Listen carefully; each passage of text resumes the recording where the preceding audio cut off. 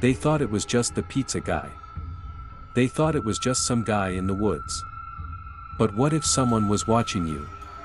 And coming back, every night? When I was 12, my father had just begun to trust me to stay alone at our home in Black Hollow, a sleepy, fog-wrapped village nestled in the dense woods of New England. It was the sort of town where nothing ever happened.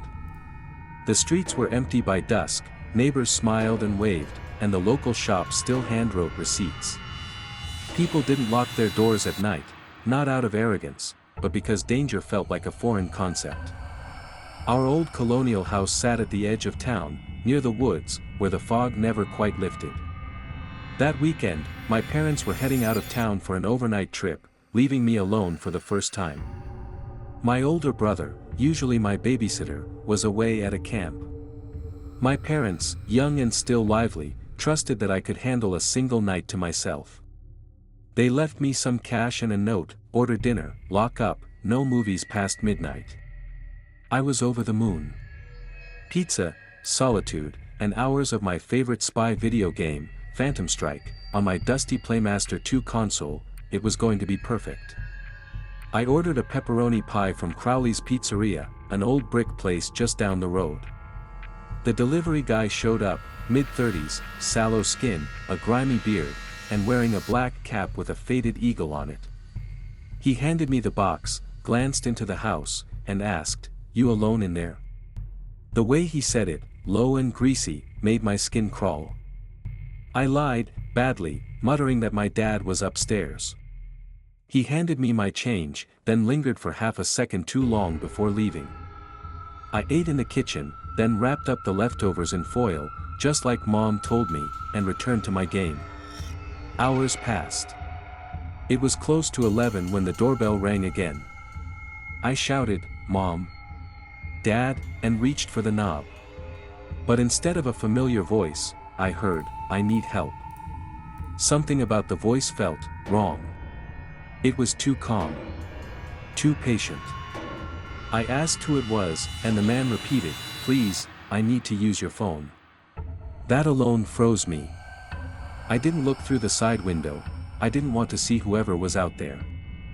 I backed up, my heart thudding in my chest, and began to climb the stairs. That's when I heard the knock again, harder this time. And then he said something I'll never forget: "Wait. I saw you."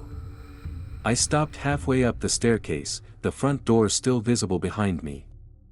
And even in the near darkness, I could see him. His silhouette was motionless outside the glass, a tall, hunched figure with a glint of reflection from his glasses. He was watching me. I bolted up the stairs, heart racing, and dove into my parents' room, the only room with a phone. I called my mom's cell. She answered groggily, probably a glass or two into a nice dinner out. I told her everything, voice trembling. She sobered instantly. Her tone flipped into a sharp, high-pitched panic as she asked if I'd spoken to the man. I said yes. She pressed further, "Did anyone know I was home alone?" That's when I remembered the pizza guy. Her voice grew strained, her words faster. She told me to stay put, lock the bedroom door, and keep the lights off. They were calling the police. I crouched by the window, breathing quietly, when I heard it, the iron gate on the side of the house slowly creaking open. My mother hushed me, whispering that I must not make a sound. I asked what to do if he tried the den windows. "Shoo," she whispered. "Just wait." Then, silence. For a moment, I thought maybe he'd given up. That he'd wandered back into the night. But from downstairs, I heard it, the creak of a floorboard. The unmistakable rhythm of slow, searching footsteps. My voice dropped to a whisper, "He's inside." My mom screamed something into the other line, to my dad, or maybe the police. I crawled under their bed, gripping the phone so tightly it hurt. The only thing between me and that man was a thin wooden door with a brass lock. I heard him moving. The footsteps climbed the stairs. I imagined him moving past my brother's empty room, peering into mine, opening closet doors, looking for me. Then he reached the hallway outside the master bedroom. The knob turned. It rattled. He pressed it once. Twice. Then, knock, knock. No words. Just knocking. I couldn't breathe. After a long moment, the knob jiggled again, then silence. The footsteps creaked away, fading back down the stairs and into the belly of the house. I stayed frozen under the bed, listening to every sound. My mom's voice came through again, low and terrified, telling me the police were close and not to move. I waited, heart slamming against the hardwood floor, until I finally heard a new sound, voices yelling, the front door crashing open. Flashlights. Orders. Safety. But that long night in Black Hollow changed everything. I never looked at the fog the same way again. I didn't speak a word. Not even a whisper. I just clutched the phone to my ear and cried silently under the bed, too afraid to make a sound, convinced that even breathing might draw him to the door. My mom finally said the police had arrived, but warned me to stay hidden. I expected chaos, a door being kicked down, shouts, but instead, I heard the controlled weight of boots and a man's voice calling my name, identifying himself as law enforcement. Footsteps thudded up the stairs and my mom, still on the phone, told me I could open the door. 2 officers met me at the top of the stairs, with 2 more stationed below. The front door was intact. No forced entry. But the back door, it stood wide open. And worse, the old sliding window in the den was pushed all the way open. That's how he got in. I gave the police my full statement, hands trembling, eyes darting to every shadow. My parents were still en route, listening the entire time through the call. When they finally returned, 2 officers remained on site finishing paperwork. I mentioned the delivery man, how he asked if I was alone. That detail went into the report. The next night, my parents drove me back to Thorn Hollow Pizza, hoping I could identify the man. I scanned the workers behind the counter, none of them were him. They called for the manager. I described the man. He said, "That sounds like Mason," but Mason was out on delivery. After hearing our story, the manager's mood turned icy. "There's no way that was Mason," he said flatly. "You need to leave." My parents caused a scene, furious, and promised never to return. We waited in the car for nearly an hour. Mason never came back. My parents suspected the manager had warned him. They even reached out to some lawyers, but none would take the case. "No hard evidence," they said. "Just suspicion." After that night, my parents never left me alone again for a long time. But in my heart, I knew it was him, or someone tied to him. Who else would have known I was alone in that house? Years later, after my parents retired, we moved out of Black Hollow to a secluded area in northern Ashpine, Idaho, miles from the nearest town, buried in pines and mist. It was their dream home, 2 stories, a personal gym, a full bar and billiards room, and a legit theater in the basement. It felt like paradise, for a time. I was in high school, dating a girl named Evie. One quiet night while my parents were out, I invited her over for movies. Just the 2 of us, nestled in the velvet-lined seats of the basement theater. We watched Blood and Empire. Midway through, close to midnight, I felt it. A sudden, animal-like sense of fear. My chest tightened. I kept glancing toward the wide basement window that looked out into the unlit forest. I didn't want to alarm Evie, so I said nothing. Things got a little romantic, but the dread never left. It crawled up my spine, whispering that we were not alone. After the movie, I walked her to her car. The night was silent. Still. She left, and I turned to go back inside, only to remember I'd left every light on in the basement. I went down to shut them off. First the theater, then the barroom. And that's when I saw him. In the reflection of the barroom window, his face. Gaunt. Wild. Hair like a tangle of roots.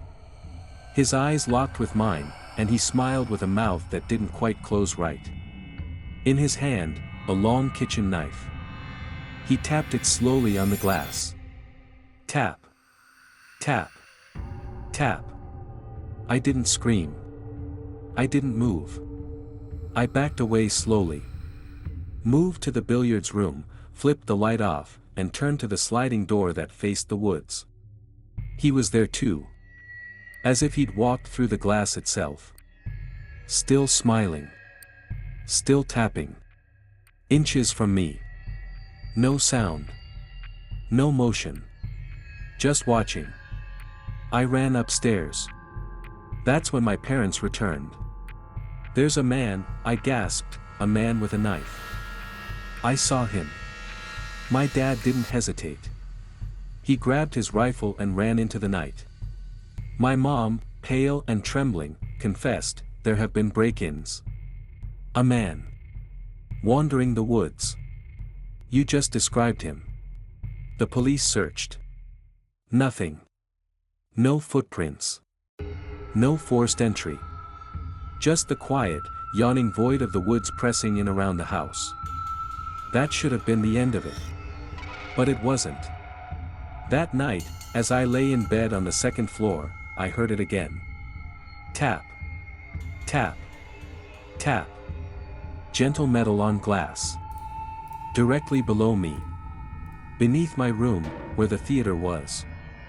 I wanted to believe it was the wind. But the tapping came again. Night after night. Sometimes it stopped for a few days. Sometimes it woke me at 3 a.m.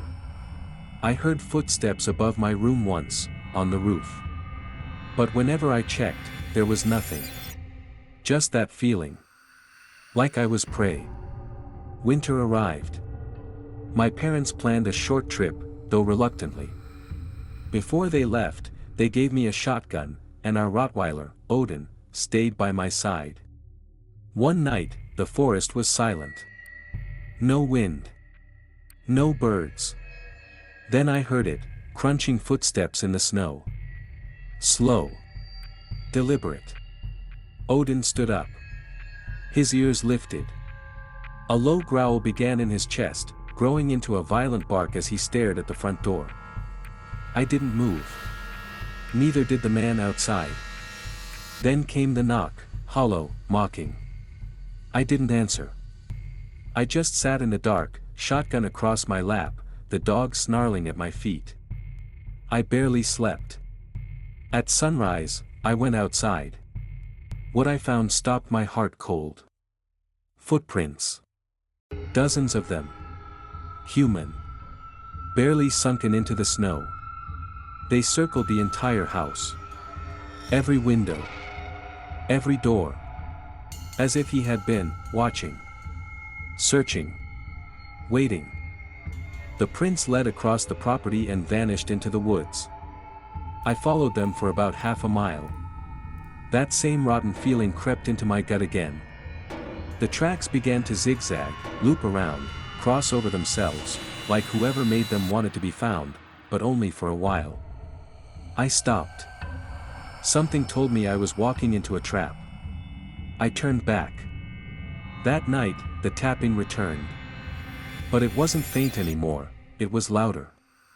More deliberate. I knew it was him. I didn't hesitate. I unlocked the door to the second-story deck, shotgun in hand, and stepped out into the cold. I flicked on the overhead fog lights that washed the backyard in a pale cone of light, and there he was. Same man. Same wild eyes. Same knife. He stood at the tree line, bathed in yellow light, not moving. Not blinking. That smile stretched wide across his face like he was posing for something only he could see. I shouted, "Leave now, or I'll shoot." Nothing. He didn't flinch. I fired a warning shot straight into the air. That broke the spell. He twitched, just slightly, and began to walk backward into the woods, never turning his back. Still smiling. That's when I snapped. I ran downstairs, threw open the sliding door, and let Odin loose. Our Rottweiler exploded into the dark like a shadow given life. His barks were unlike anything I'd heard, savage and focused. He didn't bark unless he saw something. He chased into the trees until the sound faded. His collar was electric, he couldn't go far. But I like to think he got close.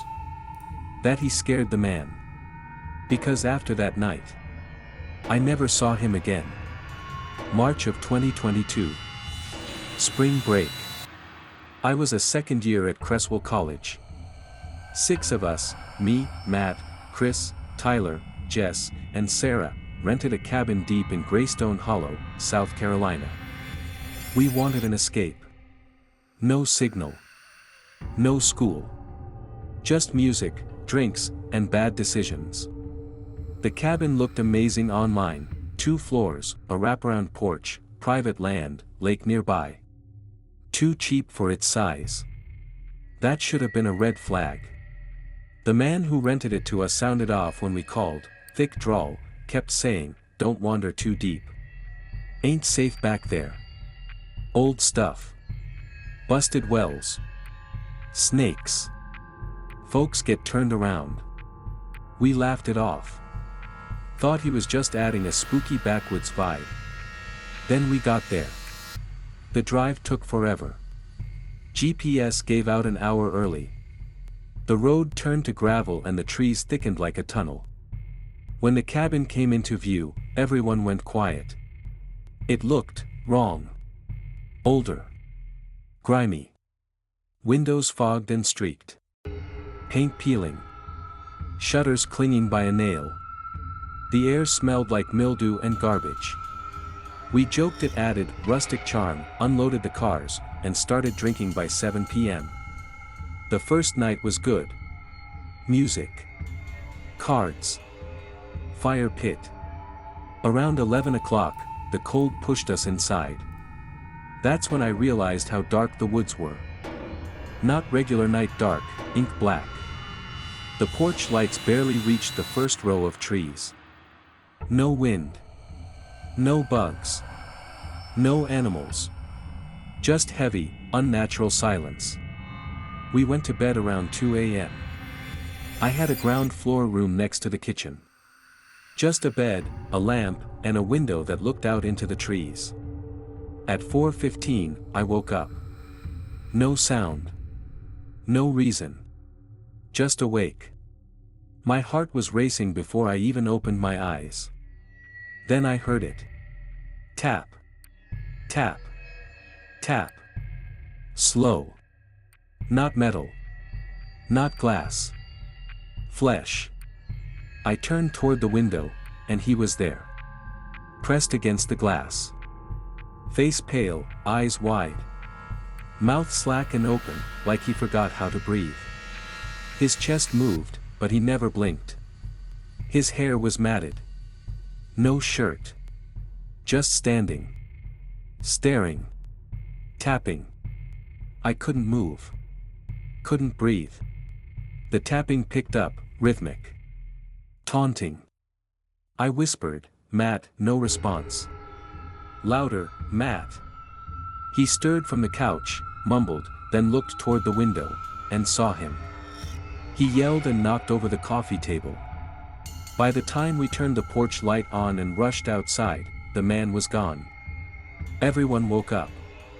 Jess and Sarah were shaking.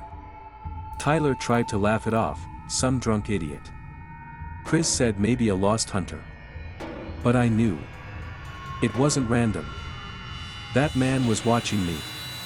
The couch was moved in front of the living room window. We took shifts staying up until daylight. In the morning, we checked the perimeter. Bare footprints. Human. Dry in the mud.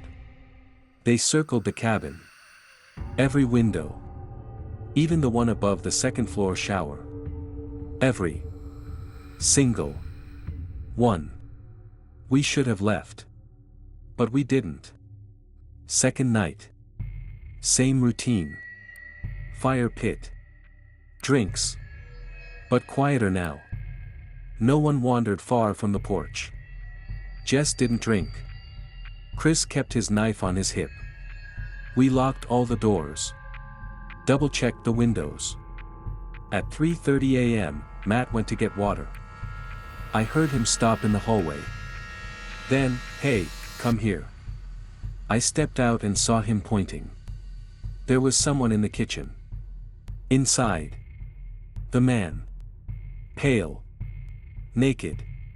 His back to us. Skin covered in long, fresh-looking scratches. He stood in front of the fridge like he didn't know what it was. Rocking slightly. Swaying. Breathing slow. No sound.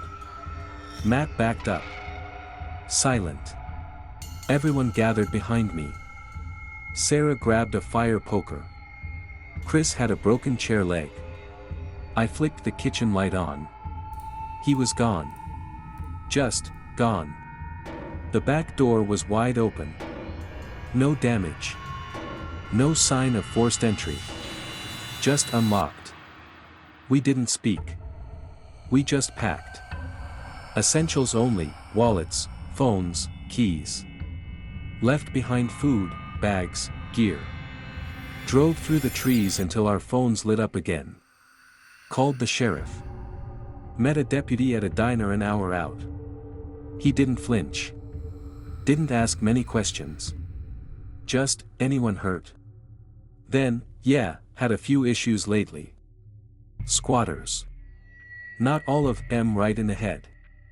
When we explained how the man got in, that he'd been watching us, stalking us, he just nodded.